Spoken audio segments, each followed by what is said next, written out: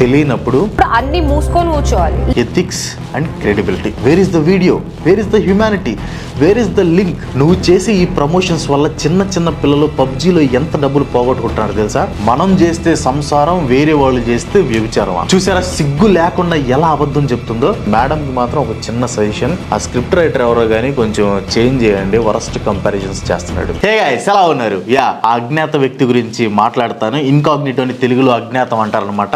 కావలసిన క్లిప్స్ వరకు తీసుకొని బాగానే విషయం చిమ్మారు. చాలా మంది అది చూసి నిజం అనుకొని మ్యానిపులేట్ అయ్యి కొంచెం వియర్డ్ గా కూడా రియాక్ట్ అయ్యారు. మన బ్యాడ్ లక్ ఏంటంటే మగాళ్ళు ఎంత చెప్పినా నమ్మరు, కానీ ఆడోళ్ళు చెప్తే మాత్రం బాగా నమ్మేస్తారు.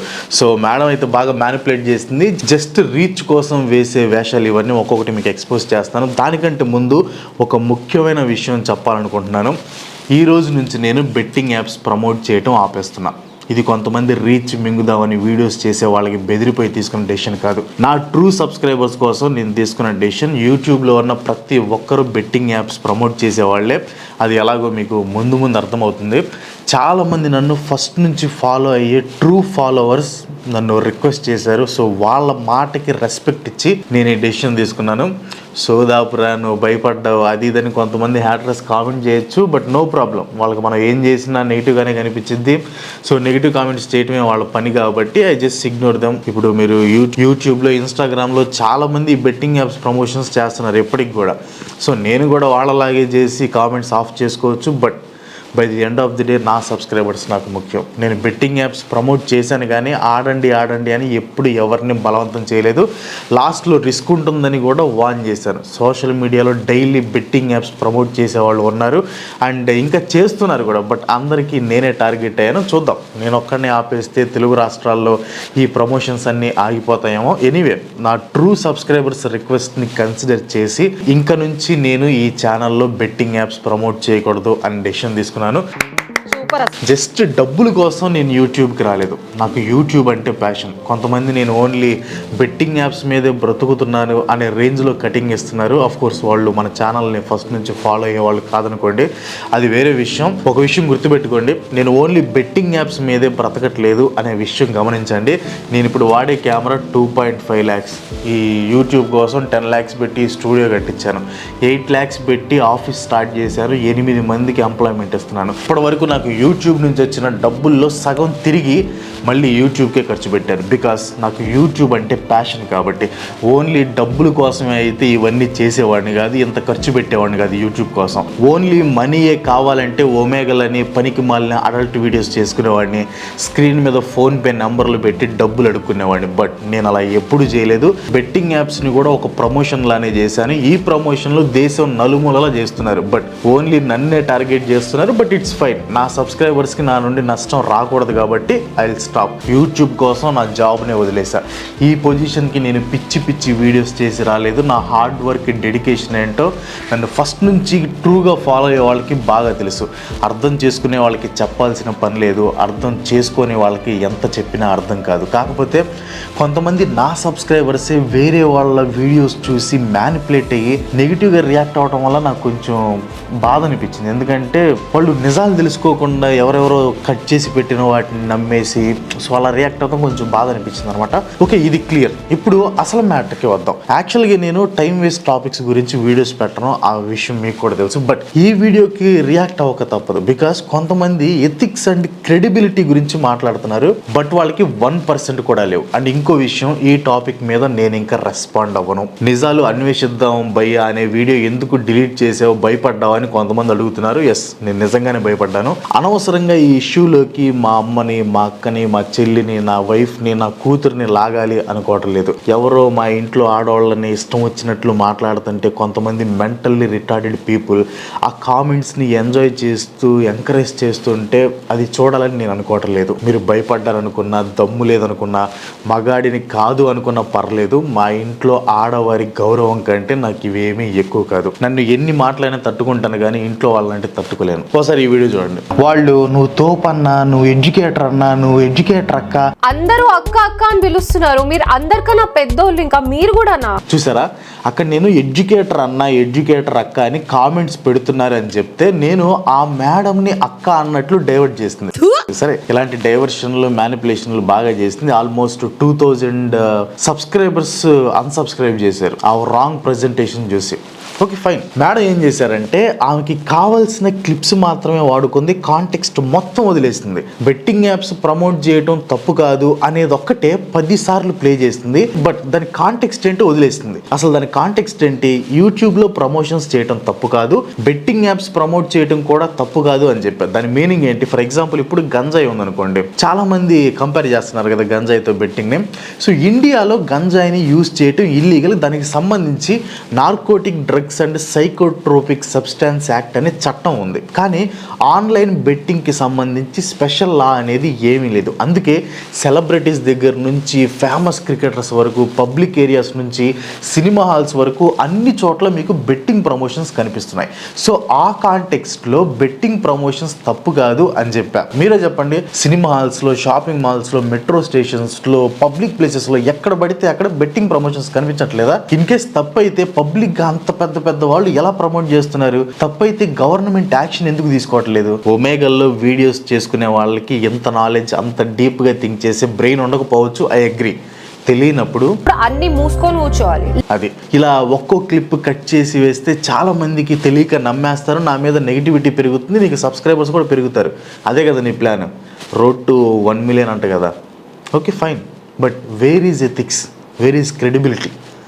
ఇలా వేరే వాళ్ళ మీద పడి ఏడ్చి 1 million తెచ్చుకోవటం కంటే మనం కష్టపడి 1 million తెచ్చుకుంటే ఆ హ్యాపీనెస్ ఇంకా చాలా ఉంటుంది. నేను ఎక్స్పీరియన్స్ చేశాను. సో నువ్వు కూడా ట్రై చేయి. Next, he is one of the biggest betting apps promoter in Telugu community. Last 2 months లో చూసుకుంటే out of 10 videos, every 7 videos లో betting apps ప్రమోట్ చేస్తున్నారు. ఏదో KGF రేంజ్ లో is one of the biggest national issue అన్న range లో చెప్పింది. And మళ్ళీ చూసారా లాస్ట్ 2 months అని చెప్తుంది తనకి కన్వీనియంట్ గా.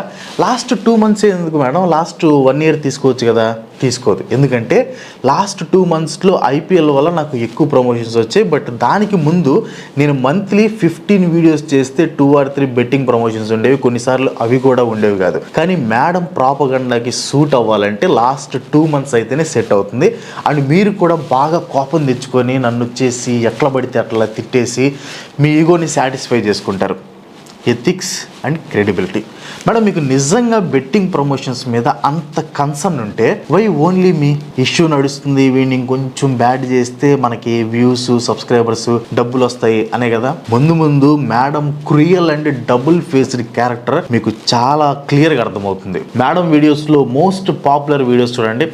దానికంటే ముందు ఇంకో మెయిన్ పాయింట్ ఉంది. బెట్టింగ్ యాప్స్ అంటే మీకు అసలు పడదు కదా, ఎందుకంటే దాంట్లో మనీ ఇన్వాల్వ్మెంట్ ఉంటుంది కాబట్టి, డబ్బులు పోతాయి కాబట్టి.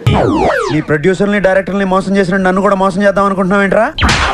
కంగారెందురా, చెప్తాను కదా. నా మీద పెట్టిన రీచ్ దొబ్బే వీడియోకి ముందు ఒక వీడియో ఉంది, నెక్స్ట్ CM ఆఫ్ BGMI అని. దాంట్లో మేడం ప్రమోషన్ చూడండి. फाइनली BGMI आ चुका है. यहाँ तो जितना पैसा चाहिए उतना पैसा उड़ा सकते हैं UC पर. और हाँ, 8 अप्रैल तक तेको 26% बोनस UC भी मिल रहा है. హిందీ రాణాల కోసం ట్రాన్స్లేట్ చేస్తున్నా. ఇక్కడ నువ్వు ఎంత డబ్బులు కావాలనుకుంటే అంత డబ్బుల్ని UC మీద ఖర్చు పెట్టొచ్చు. అండ్ 8 April వరకు 26% బోనస్ కూడా లభిస్తుంది. అండ్ BSY వర్సెస్ నాన్ వేషణ వీడియోలో స్టంబుల్ గైస్ అనే ఒక గేమ్ని ప్రమోట్ చేశారు మేడం. ఆ గేమ్కి ఎడిక్ట్ కూడా అయ్యారంట. Very good. బట్ ఆ గేమ్లో ఇన్ యాప్ పర్చేజెస్ కూడా ఉన్నాయి. నీలాగా ఈ గేమ్కి అడిక్ట్ అయిన వాళ్ళు దాంట్లో డబ్బులు పెట్టి కొనరా మేడం? నువ్వు చేసే ఈ ప్రమోషన్స్ వల్ల చిన్న పిల్లలు పబ్జీలో ఎంత డబ్బులు పోగొట్టుకుంటున్నారు తెలుసా?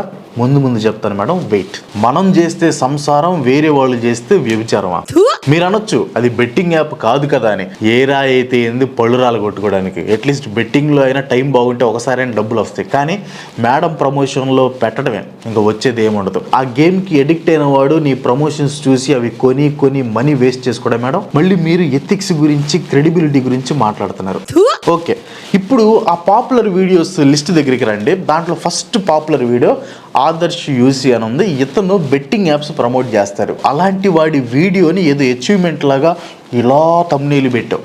అంటే నీ లవ్లీ సబ్స్క్రైబర్స్ అతని ఛానల్లో వీడియోస్ చూసి బెట్టింగ్ ఆడరా మేడం? అయినా నీకు సమాజం పట్ల అంత ప్రేమ ఉంది కదా, బెట్టింగ్ ప్రమోషన్స్ చేసే వాళ్ళ వీడియోస్ని నీ ఛానల్లో ఎందుకు పెట్టుకున్నావు? అండ్ నెక్స్ట్ ఈ లిస్ట్లో నెక్స్ట్ వీడియో వచ్చేసి హర్ష సాయిది, ది రియల్ హీరో అని. ఇక్కడ నేను హర్ష సాయిని ఏం క్వశ్చన్ చేయట్లేదు, బట్ ఆయన కూడా బెట్టింగ్ యాప్స్ ప్రమోషన్ చేస్తారు, ఇన్స్టాలో కూడా అప్పుడప్పుడు చేస్తూ ఉంటారు. Even Harsha Sai free petrol video reaction కూడా చేశారు మేడం గారు. ఈ పెట్రోల్ వీడియోలో పరి మ్యాచ్ ప్రమోషన్ ఉండిద్ది. మరి హర్ష సాయి గారిని ఎందుకు క్వశ్చన్ చేయలేదు మేడం? నేను చాలా చిన్న క్రియేటర్ని, నా ప్రమోషన్కి అంతమంది ఇన్ఫ్లుయెన్స్ అయితే అంత పెద్ద క్రియేటర్ హర్ష సాయి ప్రమోషన్స్కి ఎంతమంది ఇన్ఫ్లుయెన్స్ అవుతారు? కానీ నువ్వు క్వశ్చన్ చేయకుండా రియల్ హీరో అని వీడియో పెట్టేశావు, బట్ బెట్టింగ్ మీద మాత్రం no question. Where is the video? Where is the humanity? Where is the link? నా మీద చేస్తే వ్యూస్ సబ్స్క్రైబర్స్ వస్తారు, అతని మీద చేస్తే రిస్క్ వస్తుంది, కాబట్టి మీరు చేయరు. మళ్ళీ ఎథిక్స్ గురించి మాట్లాడతారు. ఇక్కడ కొంతమంది హర్ష సాయి బెట్టింగ్ ప్రమోషన్స్ చేసినా వేరే వాళ్ళకి హెల్ప్ చేస్తున్నాడు కదా, ఆయన బెట్టింగ్ యాప్స్ ప్రమోట్ చేయడంలో తప్పు లేదంటారు. అంటే ఇప్పుడు వేరే వాళ్ళకి హెల్ప్ చేసి ఇంకొకళ్ళు చచ్చిపోతే పర్లేదన్నమాట.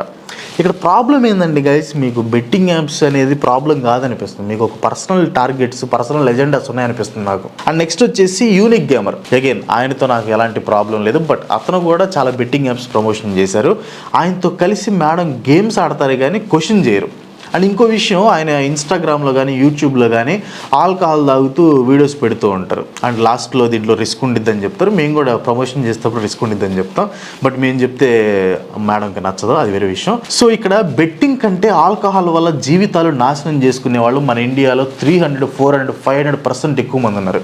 బట్ మేడం మాత్రం అవి క్వశ్చన్ చేయరు, వేరే వాళ్ళని క్వశ్చన్ చేయరు. బికాజ్ మేడంకి బెట్టింగ్ మీద కన్సర్నో, సమాజం మీద ప్రేమో కాదు, ట్రెండింగ్లో ఉన్న టాపిక్ని క్యాష్ చేసుకుందాం అనే ఆలోచన మాత్రమే. Ethics and credibility.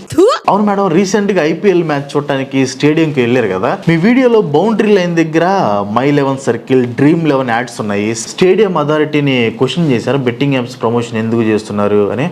Oh sorry, అవి బెట్టింగ్ యాప్స్ కాదు కదా, ఫ్యాంటసీ గేమింగ్ యాప్స్ కదా, మర్చిపోయా. బట్ అక్కడ కూడా డబ్బులు పెట్టి ఆడాలనుకుంటా. ఓకే, పెద్దోళ్ళు కదా అని వదిలేశారా? ఓకే, అంటే మనుషులే అనుకున్నాను, యాప్స్లో కూడా మీరు సెలెక్టివ్ టార్గెట్ అనమాట.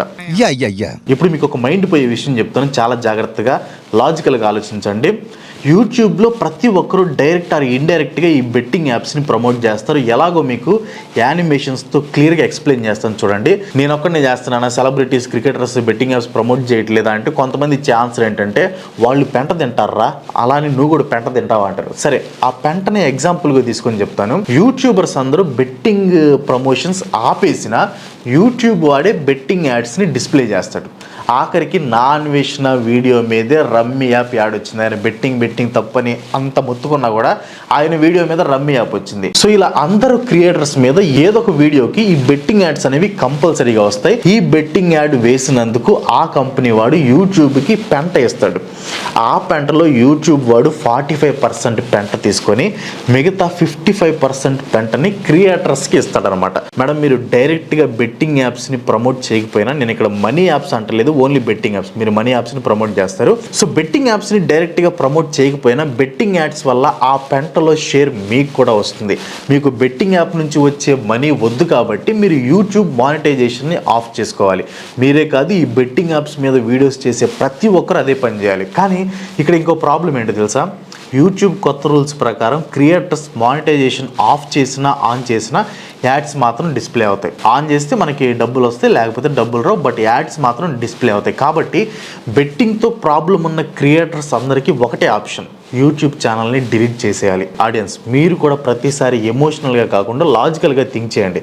యూట్యూబర్స్ అందరూ ఈ బెట్టింగ్ యాప్స్ ప్రమోషన్ ఆపేసిన యూట్యూబ్ వాడే బెట్టింగ్ యాప్స్ని చూపిస్తాడు. సో దీనికి రూట్ కాజ్ ఏంటో తెలుసుకొని ఫైట్ చేయాలి, కానీ ఒక సెలెక్టివ్ టార్గెట్ చేసి మరి నా ఒక్కడి మీద అటాక్ చేస్తే ఇదంతా ఆగుతుందా? మీరే చెప్పండి. వేరే వాళ్ళతో ఎందుకు రా, నువ్వు ఒక్కడు ఆపేవంటే కనీసం ఒక్కడైనా సేవ్ అవుతాడు అంటారా?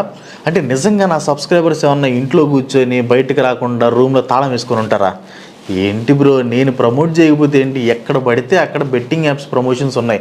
నువ్వు ఫోన్పే ఓపెన్ చేస్తావా, సినిమా థియేటర్కి వెళ్తావా, షాపింగ్ మాల్కి వెళ్తావా, బస్ స్టాండ్కి వెళ్తావా, మెట్రోకి వెళ్తావా, ఎక్కడ పడితే అక్కడ ఉన్నాయి. ఆడాలి అనే థాట్ ఉన్నాడు, ఎక్కడ చూసైనా ఆడతాడు. ఈ ఎమోషనల్ ట్రాప్ లో పడిపోయి కాకుండా ఒకసారి థింక్ చేయండి. తర్వాత కూడా మేడం బెట్టింగ్ గురించి, ఇన్ఫ్లుయెన్స్ గురించి చాలా మాట్లాడుతుంది. మళ్ళీ ఇప్పుడు మీరు చెప్పిన పాయింట్ ఆఫ్ వ్యూ లో మాట్లాడితే డేంజరస్ డ్రగ్స్ ని కూడా ప్రమోట్ చేయండి అండ్ లాస్ట్ లో మీరు చెప్పినట్టే ఒక డిస్క్లైమర్ వేసేయండి. డేంజరస్ డ్రగ్స్ ని కూడా ప్రమోట్ చేయాలంటే లాస్ట్ లో డిస్క్లైమర్ వేయాలంట.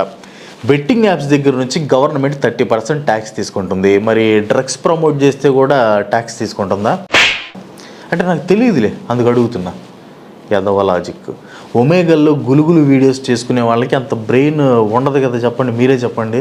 దీని గురించి ఆల్రెడీ నేను స్టార్టింగ్లోనే మీకు ఆన్సర్ ఇచ్చేసాను. బట్ మేడంకి మాత్రం ఒక చిన్న సజెషన్, ఆ స్క్రిప్ట్ రైటర్ ఎవరో కానీ కొంచెం చేంజ్ చేయండి. వరస్ట్ కంపారిజన్స్ చేస్తున్నాడు. కొంచెం లాజికల్గా క్వశ్చన్స్ రాయమనండి. నేనేమన్నా మీరు రోస్ట్ చేసి ఆ రీల్స్ చేసుకునే బ్యాచ్ అనుకుంటున్నారా?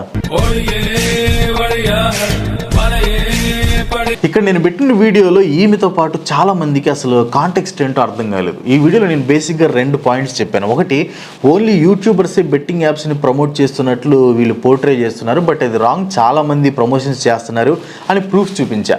నెక్స్ట్, బెట్టింగ్ వల్ల లక్షల మంది చనిపోతున్నారు, దానికి ఓన్లీ యూట్యూబ్ ప్రమోషన్సే కారణం అని చెప్తున్నారు. అది కూడా కాదు, వేరే వాటితో కంపేర్ చేస్తే బెట్టింగ్ వల్ల చనిపోయే వాళ్ళు % తక్కువ ఉంది, అది కూడా ఓన్లీ యూట్యూబ్ వల్ల కాదు అని చెప్పాను. ఒకరు చనిపోయినట్లే, నేను కాదంటలా, బట్ వీళ్ళు పోర్ట్రే చేసేది రాంగ్ అనేది ఆ వీడియో కాంటెక్స్ట్ అంతా. కానీ మేడం మాత్రం వేరేలాగా అర్థం చేసుకొని జనాల మీద రుద్దు. జస్ట్ డబ్బుల కోసమే నేను యూట్యూబ్కి వచ్చి ఉంటే నీలాగా ఒమేగల్ వీడియోస్ లేదో పక్క వాళ్ళ మీద పడి ఆడవటం ఇలాంటి వీడియోస్ చేసుకునేవాడిని. చేతిలో పేపర్స్ ఉన్నాయి, ఆ పేపర్స్ లో పనికిరాని స్టాట్స్ ఉన్నాయి. పనికిరాని స్టాట్సా? మరి నీకు ఇంకేం కావాలి? ఒమేగల్లో వీడియోస్ పెట్టాలి నేను ఇక్కడ?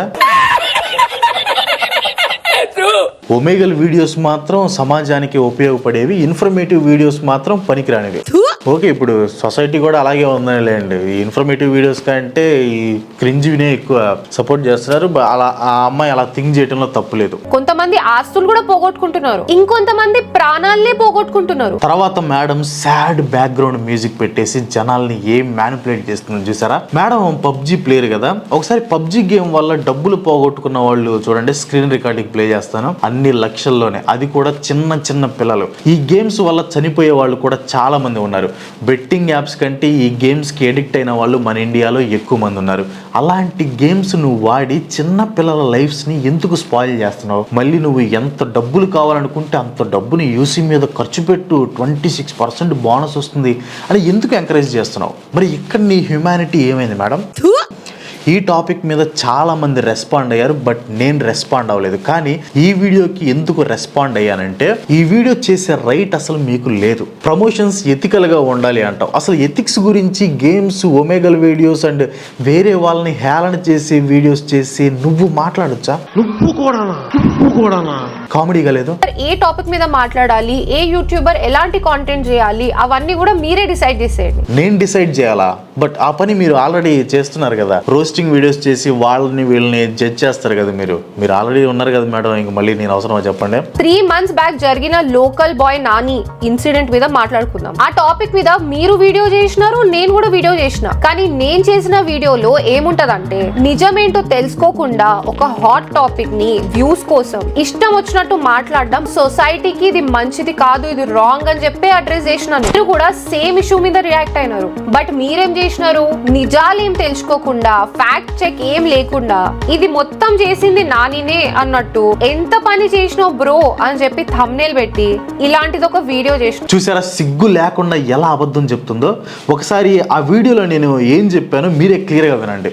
ఎలాంటి వ్యాలిడ్ ప్రూఫ్స్ లేకుండా ఒక పర్సన్ ని ఫ్రేమ్ చేయటం అనేది కరెక్ట్ కాదు అని నా ఒపీనియన్. నేను ఇక్కడ అతనికి సపోర్ట్ చేయటం లేదు, కానీ అతనికి ఒక ఫ్యామిలీ ఉంది, తన వైఫ్ కూడా ప్రెగ్నెంట్ అంట. సో అలాంటి టైంలో ఇలాంటి షాకింగ్ న్యూస్లు వింటే ఎవరికైనా బాధగానే ఉంటుంది. ఈ ఇష్యూ మీద రెస్పాండ్ అవ్వడానికి మెయిన్ రీజన్ ఇక్కడ ఒక ఇంపార్టెంట్ మ్యాటర్ ఉంది, అదే మీడియా. ఈ రోజుల్లో మీడియా ఎలా తయారైందంటే, ఏదైనా ఇష్యూ జరిగితే అక్కడ ఎవరైనా ఫేమస్ పీపుల్ ఉంటే చాలు, వాళ్ళు తప్పు ఉందా లేదా అని క్రాస్ వెరిఫై చేసుకోకుండా ఆ ఇష్యూలో ఆ పర్సన్ ని ఇరికిస్తున్నారు. రీజన్ సింపుల్, వాళ్ళ టీఆర్పీ అండ్ రీచ్ పెంచుకోవడానికి. ఇన్ కేస్ అతని హస్తం లేకపోతే అతనికి జరిగిన డ్యామేజ్ ని ఎవరు పూడుస్తారు? అది మనం ఆలోచించాలి. ఇంత పచ్చిగా పబ్లిక్ గా అబద్ధాలు చెప్తూ నువ్వు ఎలా ఉన్నావు తెలుసా? సాంప్రదాయిని సుప్పిని శుద్ధ